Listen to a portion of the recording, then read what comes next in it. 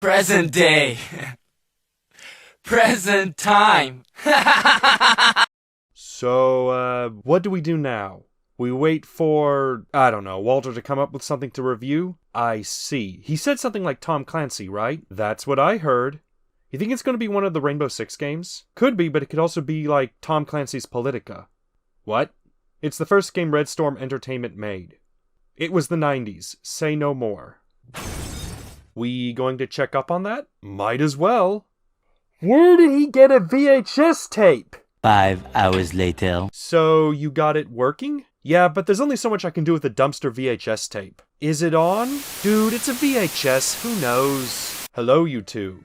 We doing a Mission Impossible reference? What? No, this VHS tape cost me like $5. I ain't wasting that. Huh, he pre-taped this. No, it's streaming. How? Did you get an ancient Egyptian artifact? Nope. Then how are you doing this? So you know those Bluetooth cassette tapes for cars that don't have CD players that no one buys that allows one to play music from their phone? Ah, that makes sense. Yes, but back to the bit. You see, my friends, I've been using advanced technology to predict the future. For you see, in 2020, the world will be flung into peril. Yes, we know, disease and strife. Wasn't 2020 like over 5 years ago? You see, my friends, I've been using advanced technology from 2008 to predict the future. For you see, in 2008, we thought that 2020, the world would be flung into peril. With disease and strife? With World War III. Okay, look, I'm reviewing Tom Clancy's EndWar. EndWar? The RTS? Yes, and just the RTS. Not the handheld ports of the browser game, or the books, but the actual game for PC. That sounds oddly specific. And also, will you be doing this review with a camera, or all will be explained in due time? Oh good, this is the gimmick of this review. And it's a good gimmick. So he says, you're lucky we only have this one house or I would use the WMD. Huh, I expected something to happen. Me too. Me as well.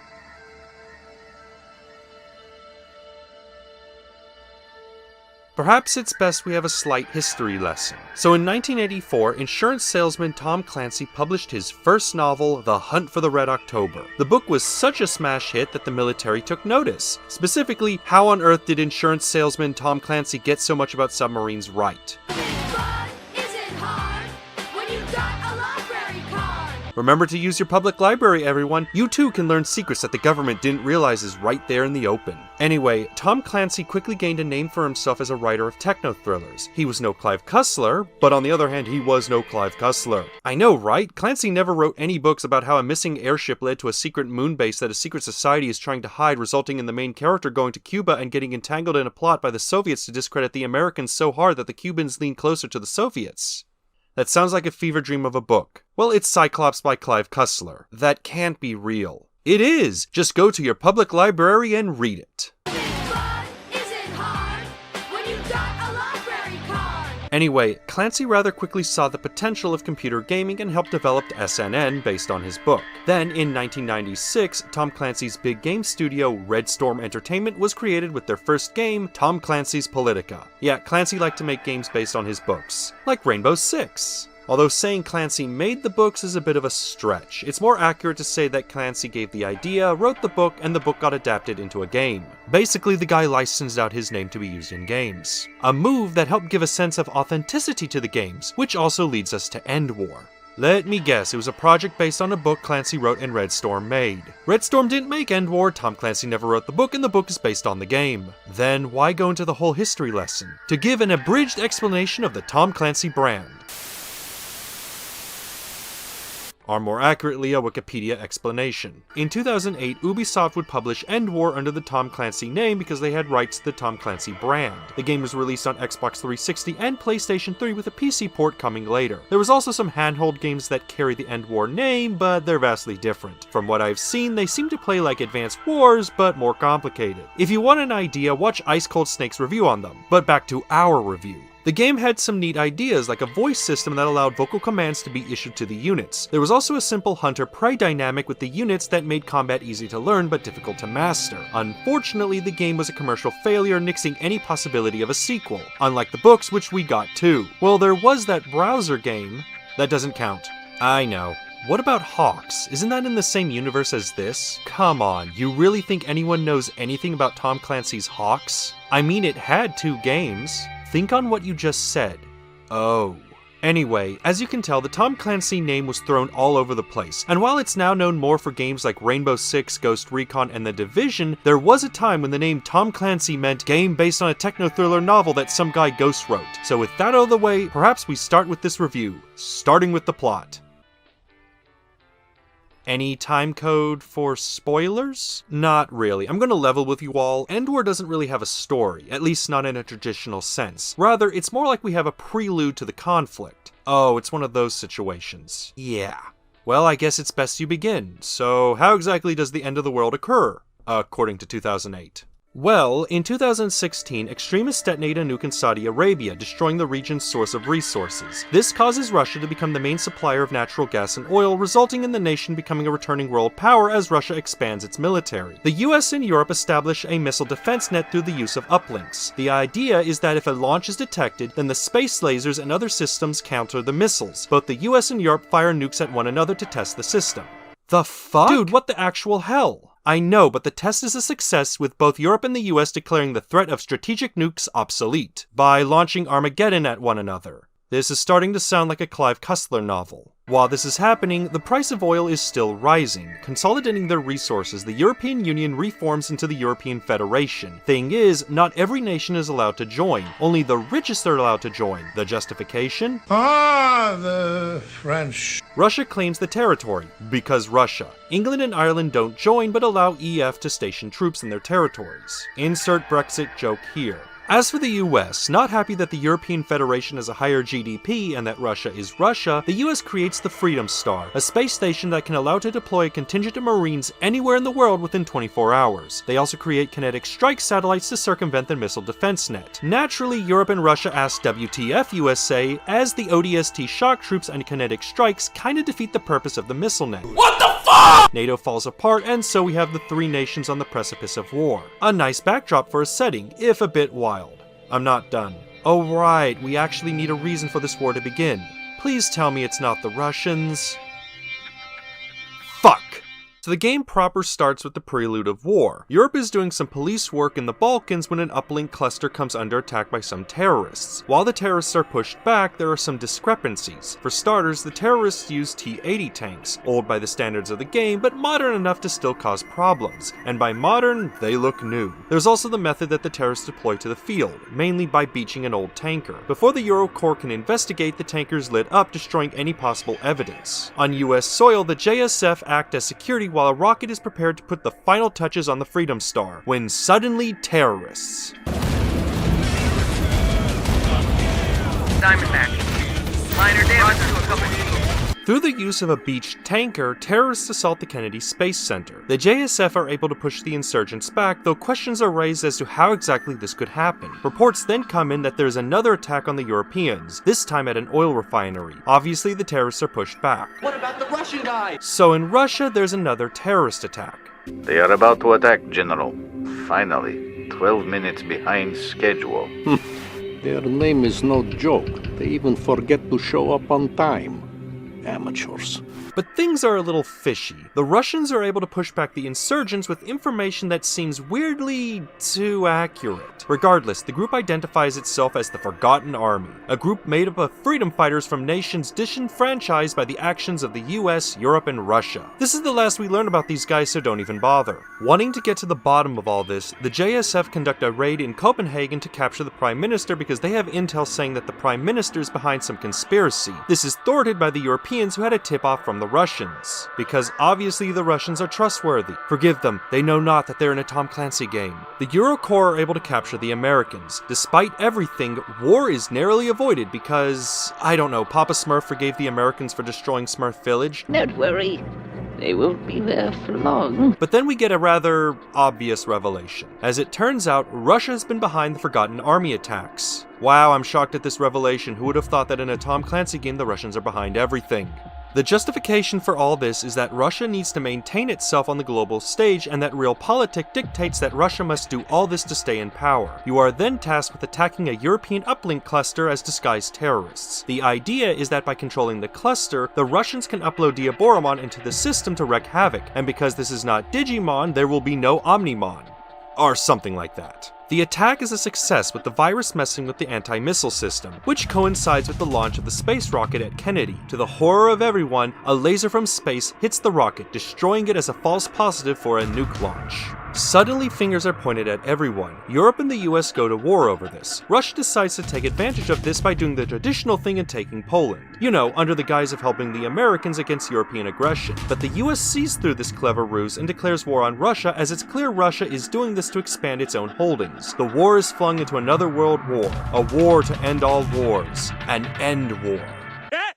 He said it! He said it! And that's basically the plot. The rest of the story is told through the open-ended campaign, which I'll get through in the gameplay part of this review. But first, the story. This is a very predictable story. My problem with EndWar's story is just how predictable Russia is behind everything. It's not that there are terrorists causing this, or that tensions are so high that everyone is ready to fight. No, it's just that the Russians are behind everything. Which I guess makes sense. This is a Tom Clancy game, but like, come on. You have 3 nations. This whole story could have been one of actions and reactions slowly leading up to a war, how every faction's actions are causing the other two to react in preparation. Like, let's take the US. Their whole wanting to create the Freedom Star in Kinetic Strike is justified with the rampant increase in Russian military spending. The US needs their ace in the hole to stay on top, especially since Europe is now doing the whole Federation thing and are no longer a trustworthy ally, an ally that has allowed former member states to be thrown to the Russian bear. The European point of view can be that this is justified by trying to become a stronger, unified nation, but to do so requires sacrifices to be made. The French. Not helping that the Americans can be problematic allies, as you can read in any Tom Clancy novel or see in some Tom Clancy games. And plus, the Russians are building up, but then show the Russian perspective. Of course they're going to build up their nation. They finally have cash to modernize. And what's more, the Europeans just abandoned some nations and aren't really doing anything to fix these lawless lands. Of course Russia is going to try and police these places. No one else will. Granted, it's policing the Russian method, but then again, they did just upgrade from T-80s. This story could have shown how mistrust and uncooperation led to this war, with the Forgotten Army being the result. But as is, it's almost like the Forgotten Army was forgotten. Yeah, like they should have had a bigger role. This I agree. The prelude to war needed the Forgotten Army to be more active, how everyone is on edge with the Forgotten Army pushing things over the edge. If I was to write this story, the whole prelude to war would be the different factions fighting the Forgotten Army, how these skirmishes lead to the war. Perhaps the JSF operation in Copenhagen is because the JSF was trying to protect the Prime Minister as a show of goodwill, only for this to be read as the US overstepping their bounds with the Eurocorps telling the JSF to get out or risk war. All the while, the Russians have been trying to tell both the European Federation and the US of the Forgotten Army hacking the missile defense grid. Tired of being ignored, the Russians decide to take matters into their own hands to stop a war, only to fail with their actions being viewed as causing this whole mess. But as is, the story is so by the numbers that it's honestly kinda bland once you understand where these stories come from, and in the case of the Russians, kinda predictable. Now, one thing I will applaud with EndWar is the references the game makes to other Tom Clancy properties. You have callouts to organizations like Team Rainbow and 7th Echelon from Rainbow Six and Splinter Cell. You have officers that are said to have served on Team Rainbow back in the day. And of course there is Scott Mitchell, practically the main character of Ghost Recon, acting as the XO for the JSF. These are all nice little callbacks to the franchise, giving this game a feeling of love and reverence to the franchise, like this is the end cap to everything. But while it's nice to remember all of this from the franchise, it's still stuck to the story. It's makeup on a pig. Nice to look at, but it's still a pig.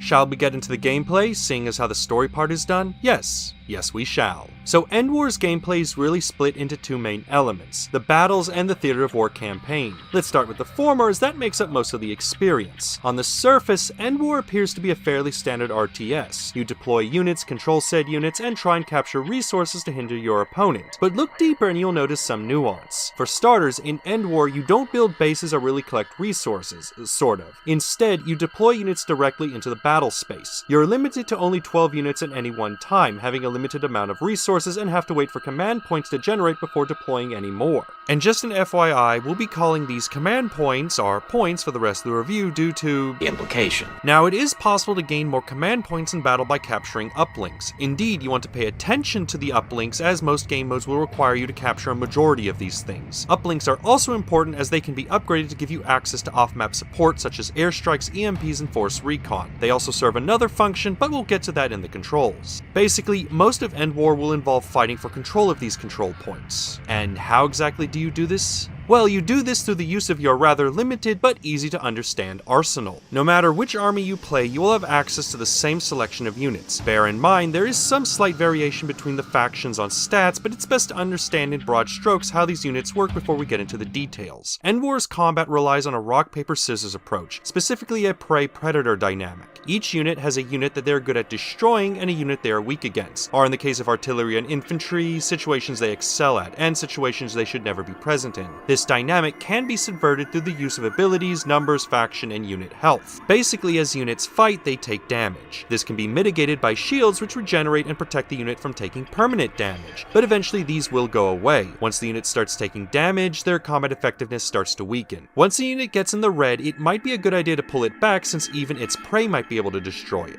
Well, more like incapacitate it. Once the unit takes too much damage, it hunkers down and waits for evac, at which point it can continue to be fired upon or ignored. It's more of a campaign thing. Speaking of the Predator-Prey dynamic, let's go deeper and look at the main three units that your army will be relying on: tanks, transports, and helicopters. Tanks are your heavy hitters. Generally, they'll be slow on the approach, but their armament means that most ground targets won't last long. They can take a beating better than most. In the Predator-Prey dynamic, these guys are good against transports, but bad against helicopters. Helicopters are your speedy boys. Since they're in the air, they tend to deploy faster than the rest of your army as they don't need heavy lift choppers to deploy. While not the fastest of the units, the fact that they don't have to worry about ground obstacles makes these guys perfect scouts. It's not uncommon for these guys to loiter around the front offering target data for artillery, but since they're in the sky, they also tend to be the easiest units to spot in the distance. Regardless, these guys are pretty overpowered. Having a wing of 3 helicopters will wipe the floor of most ground targets. Cheesy, but remember you only have 12 units at any one time. Not to mention, units like turrets and engineers can easily counter helicopters, so be careful.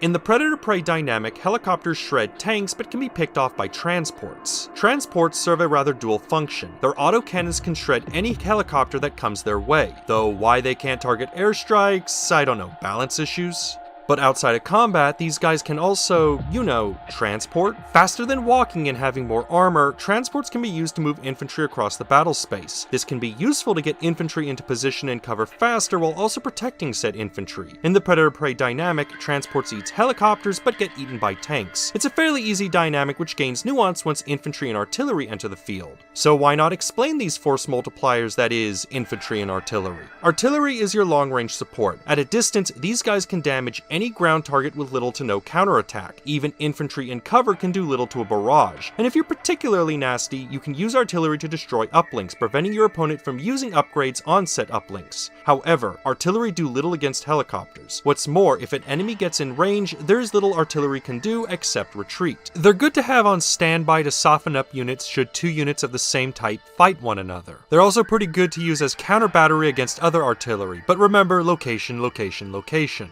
Infantry are split into 2 units, riflemen and engineers, basically attack and defense. Riflemen are attack. These guys move fast across the battlefield, and coupled with the ability to go stealth, they can actually do quite a lot without transports. Though do be aware, if caught out in the open, they will die. They excel at digging out infantry from defensive positions and can offer an extra set of eyes for spotting for artillery, but their main focus should be uplink capture. Compared to engineers, riflemen can capture uplinks faster than engineers, so it's worthwhile to send these guys out first to capture uplinks and have the engineers come in, upgrade, and reinforce. The problem with riflemen is they lack any anti-tank capability, and in a game where most of the units on the field are vehicles, this is a problem. Even in a defensive position, riflemen can do little until the cavalry arrives, so it's best to deploy these like a scalpel, especially since they can be upgraded to deploy anywhere. Care to elaborate on that? Later. Oh, that does not bode well. Engineers are more defensive. They don't have the speed like riflemen and will get shredded if they aren't in a defensive position yet. But once they get into position, engineers will destroy practically any vehicle.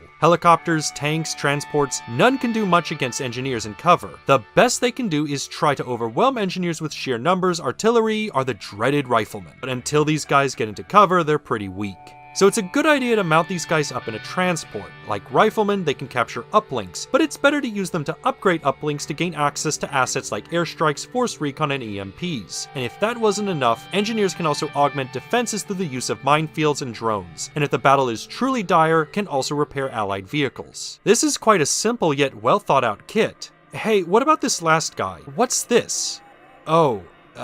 Okay, so the last unit we need to talk about is the command vehicle, or CV. The point of the CV was that it would give the player access to the TAC map. This gives you a more overhead view of the battlefield, allowing for more precise control of your units. On PC, this doesn't really work since, well, you can use your mouse to control your units anywhere on the field, especially with the minimap. But on console, this was golden. Outside of this, the CV was mostly here as a distraction. It has the most armor and HP of any unit, and also has an unlimited supply of drones to protect it. It's honestly kind of pointless unit for the PC, but understanding the console version of the game, you can kind of see the point of this unit being in the roster. I see. Anything else we should know about before you go over the bad? Well, there is off-map support.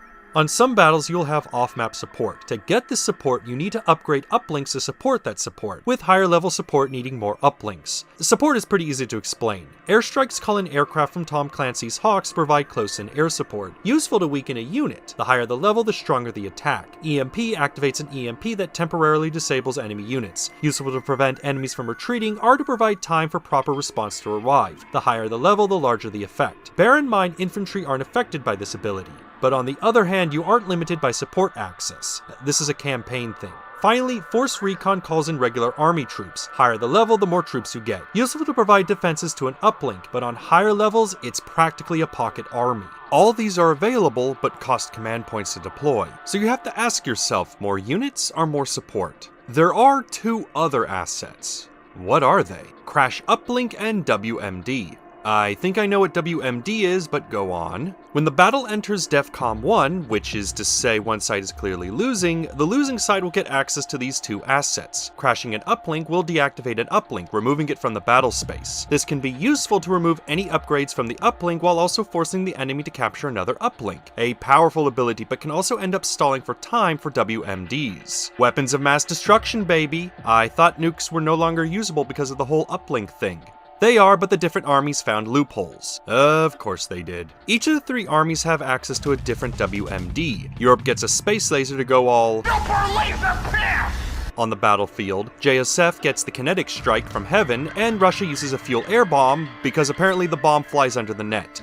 Oops. Regardless, the effect is the same. The losing side gets an attack with a large radius and destructive capability that destroys everything under the blast. But you have to be careful because once the WMD is deployed, the winning side gets to deploy their own WMD. It's a neat idea on paper, but not in practice because of the AI. That's for later. Of course. The last thing to discuss about combat is the faction bonuses. See, each of the three factions play slightly different. Your core rely on speed to go in and out of combat as fast as possible at the cost of range. Russian units are tankier, soaking up more hits, but tend to be the slowest units in the game. And JSF excel at range, with armor and speed being roughly equal. It's not much of a bonus, but it can be what tips the scale, I suppose. For the most part, this is what the game is. This is to be expected of an RTS. Where things get interesting is the Theater of War campaign. Here you have a map screen that lays out what operations your forces are doing and how you want to direct the war. There is of course the standard operations of attack and defense, pretty self-explanatory. But one thing you need to take in mind is the presence of assets such as air and army bases. Whoever controls these bases will have access to off-map support, so it can be to your advantage to conduct a raid on these bases to prevent the enemy from using said abilities. This can buy you some time as you gain territories to eventually capture those assets.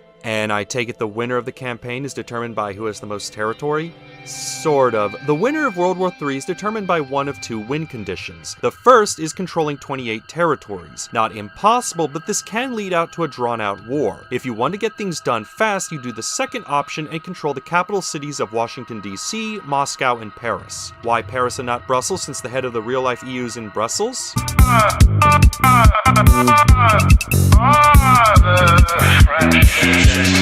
Regardless, this won't be easy. Taking a capital city will require you to win 3 battles in that city. First a standard battle, then a destruction of enemy battle, and finally a capture the main uplink battle. Or basically the standard game you've been playing, a battle where you destroy all the enemy units, and a final battle where the enemy has one main uplink you have to capture. And you want to capture it fast because if you don't, the enemy gets reinforcements. Both are valid ways to win the war. Outside of battles, the Theater of War campaign is also where you upgrade your army at the barracks. See, at the start of a campaign, you can select one of a selection of battle groups, each specialize in a certain style of combat, usually with a bonus in how many of a certain unit you can have that can gain experience during the campaign. You can call in as many of a unit as you want, but only a certain number of those units will gain experience from battle to battle. The barracks is where this becomes important. The barracks is where you spend upgrade points gained from battle to upgrade your units. These can range from firepower bonuses to special attacks. However, certain upgrades don't go into effect on a unit until it reaches a certain veterancy, so it's worth your while to make sure your units survive battle so that they may benefit from upgrades you purchase later on. You only have to purchase the upgrade once, so even if you lose a unit, and you will, the upgrades aren't wasted. You just need to get the replacement unit up to veterancy. You can also use upgrade points to buy and upgrade support options. All armies start with air support requiring force recon and electronic warfare to be purchased later on. Basically, you have things to consider. Do you buy upgrades that benefit multiple units or only units with a high veterancy with the hope that more units can reach that veterancy? Or do you spend your points in asset upgrades to make off-map support even greater? There's a lot to consider, and as someone who likes to play tabletop war games, it's nice to slowly build up the army, to see it change as new weapons and equipment get added, to change the paint schemes to represent that these are my guys taking to the field. Sounds like quite a fun game. Indeed, but I have a feeling we're about to hear some rather scathing remarks. More like problems I had with the game. Nothing's perfect. Correct, so let's begin with the small things and work our way up. Wouldn't it be better to start with the big thing? Trust me, it will make sense. The first issue is the maps themselves. They're quite beautiful and would be amazing to play on in a tabletop war game. The issue is, the maps don't really interact all that much with the units, unless they're infantry, but trust me, you won't be using infantry all that much. At most, things like hills and walls will block line of sight, and that's fine most of the time, until you realize that those hills and walls don't really stop bullets. Once a unit has sight of a target, nothing really stops attacks from causing damage. This results in units firing through buildings and walls. It also doesn't help that each unit is treated as one singular model, so even if the enemy destroys a tank and should not see the rest of the unit, it will continue to fire on the unit, causing damage. What's more, vehicle facing doesn't seem to be a thing, so it really doesn't matter if you hit the rear or sights of a vehicle, you'll be doing the same damage regardless. So positioning really isn't a thing unless you want to play with range, but since units use health bars and not some World of Tanks armor calculation, don't expect your units to cause instant kills on attack even if their unit is a prey in the predator-prey dynamic. More on that later. And even if positioning was a thing, it's not like you can take advantage of it with the unit pathfinding. So, okay,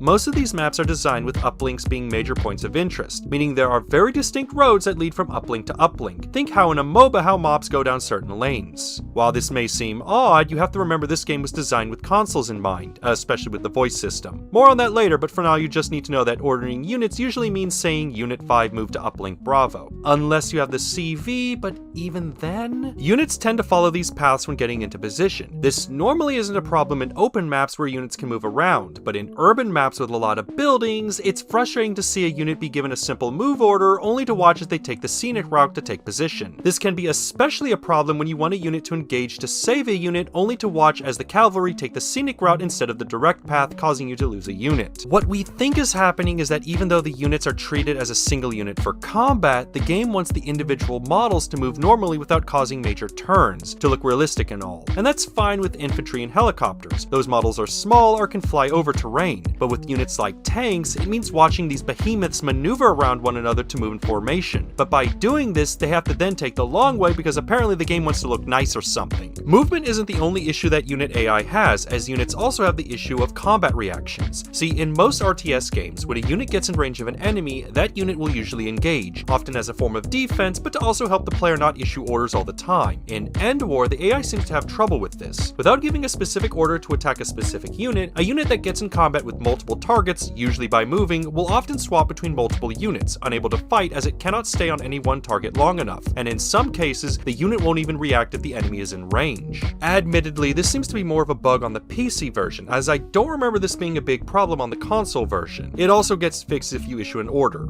usually. Another issue is the inconsistency of unit worth. The game wants you to care for your units, not just by making units gain experience that determine what upgrades units have access to, but also by giving them call signs and different voice actors, usually. But when it comes to deploying units, there really isn't any way to select specific units. Maybe I want to deploy my weaker units first, build up my experience, while saving my more experienced units for final pushes. Or maybe I want to send in the elites first to really pummel the enemy early on. Or maybe send in semi-veterans because they're worth more than the recruits, but not risking my more elite units. There may be some tactical reason to send in specific units, but the game doesn't offer me this option. Instead, you go into the situation where you quickly rank up 1 or 2 units in a tie, with the rest being so underexperienced they can barely fight in the endgame. In the game's credit, maybe that would have been too much micro. Maybe keep it simple, like only your least experienced or most experienced units get deployed. Could be done with a simple toggle switch. That could work, but the option's not here. Another problem is the AI, and by AI, I mean what bonuses the game gives the AI to be a challenge. You see, RTS AI in general tend to be not that smart, so to keep something of a challenge, the developers will give the AI some advantages. Things like no fog of war, increased resource gain, more combat damage, those sort of things. And EndWar is no different. The AI has no fog of war, increased command point generation, and increased reserves. The expected things. Of these, the no fog of war is the most annoying because of the WMD. The AI will only deploy the WMD if 3 units are together. Doesn't matter if they have line of sight or not, second 3 units are together, it's WMD time, which is kinda frustrating. But survivable. No, the issue is AI behavior on the different difficulties. On the lowest, the AI has a tendency to not really preserve their units. On normal, they're much more likely to preserve weakened units while also using that all-seeing eye to deploy multiples of predator units against any excesses of prey units you may deploy. But it's the hardest difficulty where the AI is weird. On this difficulty, the AI has this tendency to immediately retreat a unit should it be in a bad matchup. This isn't too bad, except now this means having to chase after said units that refuse to fight back. What should be a short battle quickly devolves into a Benny Hill sketch. On its own, it's not too bad until you remember the other AI advantages. Yeah, on higher difficulties, not only does the AI get this frustrating behavior, but way more resource generation, more reserves, and oh by the way, their units have full upgrades. I would say this makes a challenge, but that would be saying I enjoyed this. After playing the Prelude of War on the highest difficulty and seeing this,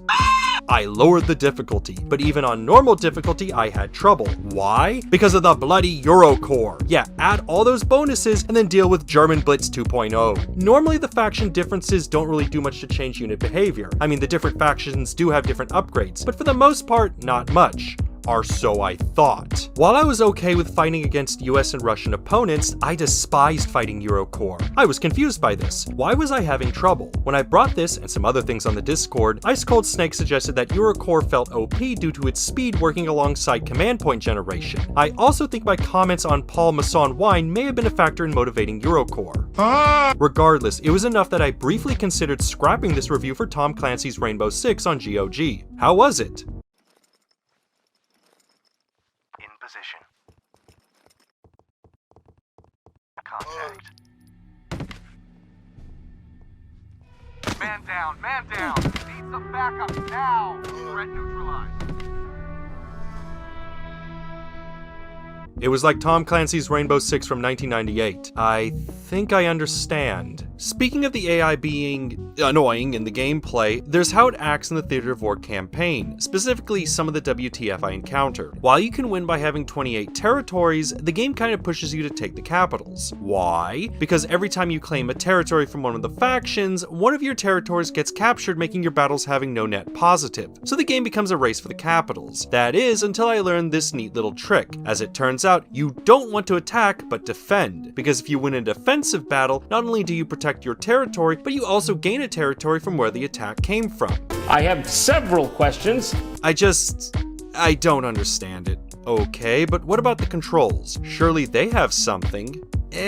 Don't hold your breath, it's just your generic RTS control set. Just point and click on the map to move units. On console you are limited. Unless you have the TAC map, you can only move units in a restricted fashion. It's actually pretty cool since it means helicopters become something like an impromptu command center. But what about more macro control? Well, there is the voice system. It's fine, it works under a simple phrase system. Basically, it's who you're giving the order to, the order you wish to accomplish, and what that order is being done to. It's simple, but man, it's effective. Actually kind of neat that the voice system works so well. Not perfect, but that's to be expected. My only real complaint is that it can be finicky with how the push-to-talk works. You will get used to it. No, the main issue is the microphone, specifically what microphone the game uses. What do you mean? How else do you think I'm doing this review like this? EndWar is using my camera as a mic. Surely you can change it in the options menu. Nope. In a baffling design move, the game uses the microphone set by the computer in the settings menu. It's no INI file, but why can't this be done in-game? I mean, look at this. You have all these options here and... I'm sorry, what is this? No way. Is that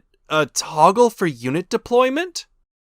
Why is this option here? Why is a toggle that is this important for gameplay in the options menu? This should be in the deployment screen, you know, so I can somewhat decide what specific unit to deploy. But no, it's in the options menu, the menu I don't go to unless absolutely necessary. Wait, was this option in the console version? Who thought this was a good idea? It doesn't make any sense. I've played this campaign 4 times, and it has taken me over 10 years to find this option?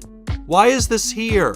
Why is this here? Why is this? So I add this to the complaints I have with this game. Another issue I have with EndWar is how unbalanced infantry are. What, are they overpowered or something? Quite the opposite. You see, most of the combat in-game revolves around the primary predator-prey triangle with artillery augmenting things. Infantry, both rifle and engineers, don't really factor much. Yes, they capture uplinks and that is important, but outside of uplink capture, I rarely had the inclination to deploy these guys. Usually I would just deploy engineers and use them to capture and upgrade most uplinks. It's not preferable since they are slow on movement and uplink capture, plus even basic riflemen would chew them up. But here's the thing, riflemen can get destroyed by basically anything in the game. So if my engineers did encounter riflemen, I usually had artillery or gunships in the area to provide fire support. Their slow speed was a problem, and I suppose I could use transports to move them, but more often than not, I needed those transports for anti-gunship work. So I just accepted that engineers had to hoof it across the board. I accepted the slow speed because engineers could capture and had weapons to deal with vehicles, which was their main enemies that they would be encountering. Now, yes, I would eventually deploy riflemen, especially once I use their special deployment ability, but that ability doesn't go off unless they are flying into the battlefield after the fact, and since my starting deployment was limited, I prefer to deploy arty, gunships, and engineers. I will admit this isn't the best deployment strategy, but in my defense, it did work most of the time. But even then, I didn't want to rely on engineers for most of my work. They are defensive, to come in once the tanks, transports, and gunships clean up any resistance. Now, to be fair to engineers and riflemen, they do gain abilities that add some options to the battlefield, like minefields or artillery spotting. But here's the thing, these abilities are tied to experience and upgrades, and honestly, I would much rather spend my upgrade points on upgrades for my tanks, transports, and helicopters since they would be doing a majority of the fighting. Even the AI seems to agree, since over 4 different campaign playthroughs, I have only seen the AI use minefields once. So even the AI finds these too niche to use. Exactly, though I must admit this is single player we're talking about. Multiplayer was different, as Ice Cold Snake could attest. But what about that deep strike ability? Surely that was usable. I mean, looking at your combat record, it seems that ability helped you win so many battles. Aren't you underselling riflemen?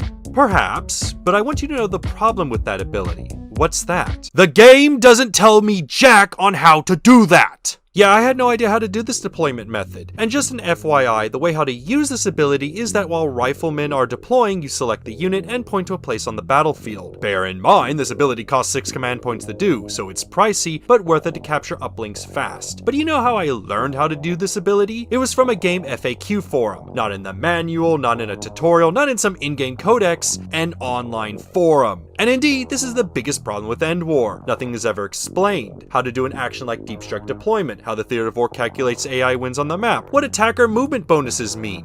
What's this? What's this? There's powder everywhere. This sounds like a nitpick. I mean, an attack upgrade isn't an upgrade to an attack.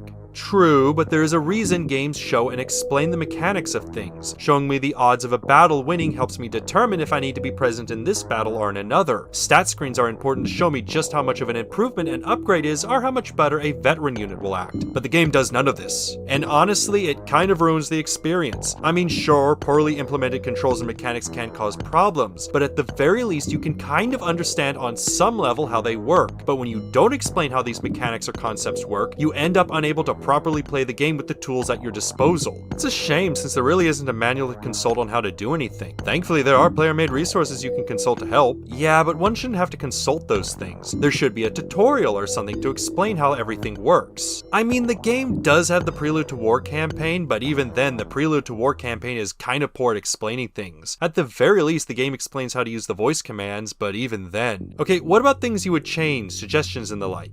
You know, wishful thinking? I mean, I could go on about making the campaign have options to have forgotten army units to attack territories, or the option to control multiple battle groups, and so on and so forth, but let's be real, the biggest thing that this game needs is a proper tutorial or manual to explain how things are done. If you want inspiration, then look no further than Tom Clancy's Rainbow Six.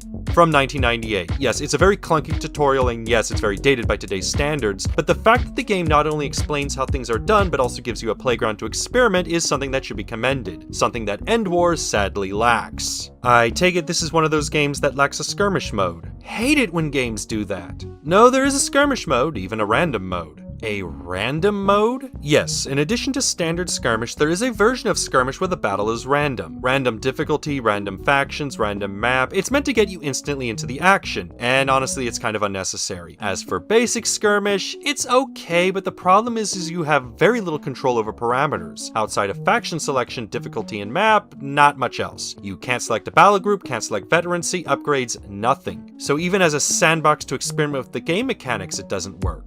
Basically. Okay, but what about the presentation, graphics and whatnot? It's decent. Graphically, the game looks alright. It's nice to see how much detail was put into the units and background. It's not groundbreaking, but it still holds up. If anything, it has that speculative future look that was all the craze just prior to the 2010s. Sound is decent, nothing to write home about. As for voice acting, again, nothing to really write home about.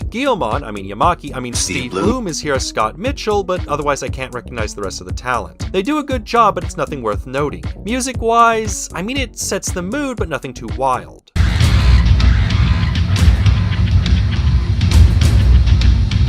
Look, Tom Clancy isn't known for his music, something Rainbow Six knows all too well. Man down, man down. Need some backup now. Threat neutralized.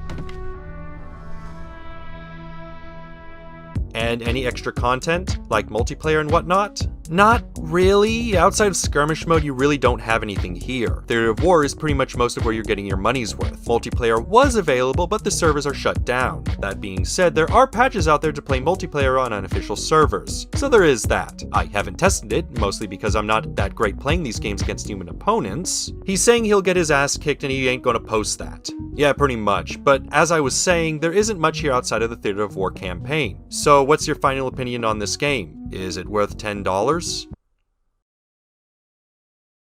What, that's like how much it goes for on Steam. Could have waited. Indeed, but let's put a pin on that. As for opinions, EndWar feels like the opening to a franchise that never was. We have an interesting setting that could have been expanded on, an input mechanic that could have been used for future games, a skeleton that can be built on, and it's clear that Ubisoft did have some ideas for this franchise, but with that browser game and the Russian EXO appearing in that one Tom Clancy browser game. Unfortunately, none of that panned out, and instead all we got was this one game, and handheld release, that Ice Cold Snake did a review on. Really recommend looking at it, by the way. Don't get me wrong, this game has some great ideas. I love the voice command system, issuing orders to my units with my voice. I love the feel of the game, this speculative view on what military hardware would look like in the future, circa 2008. And I love that the Theater of War campaign is here and not locked behind multiplayer. This could have been some generic campaign, but no, we have the Theater of War campaign right here. That being said, you will have to level your expectations because so much of this feels like it needs refinement. There isn't really a story here, so if you're looking for some gripping storytelling, I'm sorry to say you'll just have to read the book. The Theater of War campaign, while fun, feels like there could have been more done, especially with how bare bones it is. And the voice command system, while fun, kind of ends up feeling like a tech demo after a while.